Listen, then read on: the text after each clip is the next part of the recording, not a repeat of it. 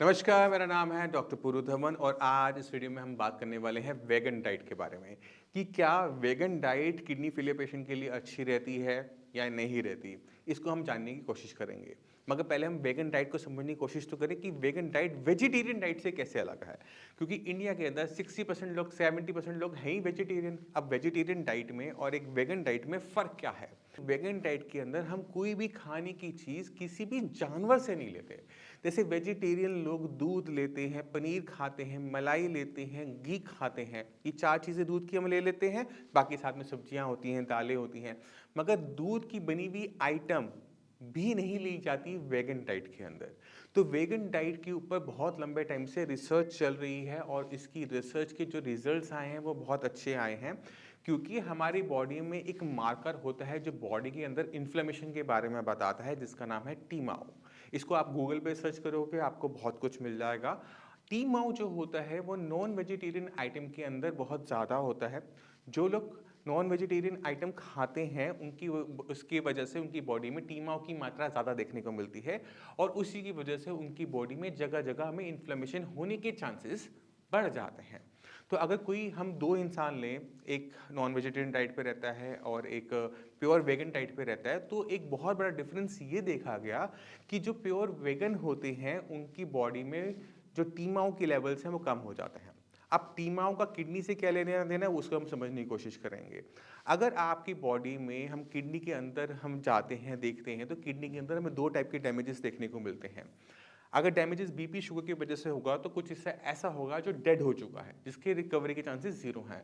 But कुछ हिस्सा ऐसा होता है जो इन्फ्लेम्ड होता है, यानी उसमें स्वेलिंग होती है, जिसे हम नेफ्राइटिस भी कहते हैं। अगर किसी भी तरीके से हम इस नेफ्राइटिस वाले पार्ट को ठीक कर लेते हैं तो किडनी हमारी कुछ हद तक फंक्शनल हो जाती है।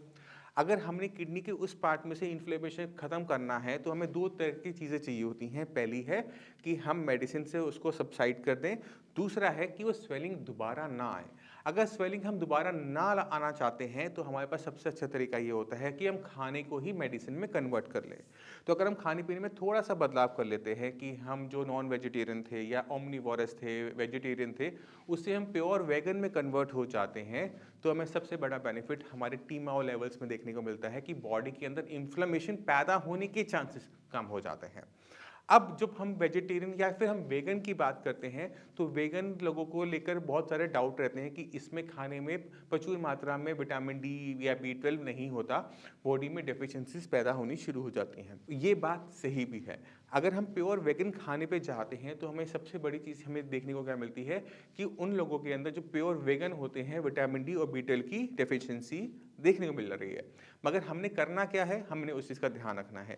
अगर हम प्योर वेगन डाइट पे जा रहे हैं जहाँ पे हमने दूध, मलाई, मक्खन, घी भी बंद कर दिया है, वहाँ पर हमें कुछ और पौष्टिक वाली चीज़ों को बढ़ाना पड़ता है। जैसे अगर हम उन पेशेंट के अंदर हम अगर दालों की मात्रा को बढ़ा दें तो हमें उसमें बेनिफिट देखने को मिलता है। दूध की जगह अगर हम सोया दूध दे दें तो हमें उसका बेनिफिट देखने को मिलता है कि हमारी जो दूध की रिक्वायरमेंट है, कैल्शियम की रिक्वायरमेंट है, वो सारी की सारी पूरी होनी शुरू हो जाती है। आप दूध को, गाय के दूध को आप सोए के दूध से कंपेयर कर सकते हो, इतनी दोनों में ताकत होती है। तो आपको बस अपने खाने पीने की आइटमों को बदलना होता है। जैसे आपने पनीर खाना है तो पनीर की जगह आपने टोफू ले लिया, दूध की जगह आपने सोया मिल्क ले लिया। तो वेगन डाइट हमें करने से हमें बेनिफिट देखने को मिलता है कि पेशेंट की टीमाओ लेवल्स में फ़र्क आ गया। और ये छोटी छोटी जो चेंजेस हम अपनी डाइट में या फिर अपने रहने के तरीकों में हम करते हैं, उससे लॉन्ग टर्म के अंदर हमारी हेल्थ पे बहुत बड़ा इम्पैक्ट पड़ता है। मैं उम्मीद करता हूँ कि आप वेगन डाइट को फॉलो करेंगे और वेगन डाइट को फॉलो करने से आप अपनी जो किडनी की कंडीशन है उसे काफ़ी हद तक स्टेबल कर देंगे। अब ये वेगन डाइट क्या होती है, कैसी होती है, इनमें किन चीज़ों का ध्यान रखा जाता है, इसको हम आगे किसी वीडियो में ज़रूर डिस्कस करेंगे। तब तक के लिए मैं आपसे अभी से चलने की आज्ञा चाहूँगा। मिलते हैं अगली वीडियो में। नमस्कार।